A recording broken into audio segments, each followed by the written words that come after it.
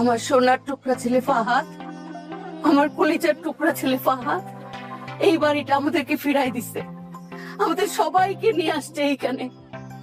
আমরা সবাই আছি এই বাড়িতে, শুধু একজন নাই, বলছে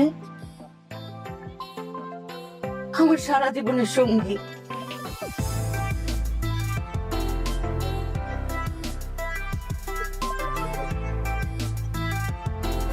আরে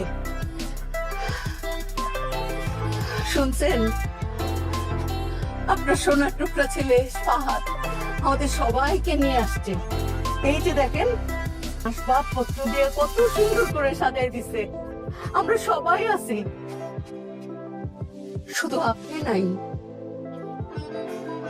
আপনি ছবি হয়ে গেছেন, আপনার দোয়া আছে আমাদের সাথে। জানি সারা জীবন আপনার দোয়া থাকবে। আপন মানুষ হারানোর কষ্ট নিয়ে মানুষ বাইচা থাকে, আমিও ওই কষ্ট বুকে চাপা দিয়ে বাইচা আছি।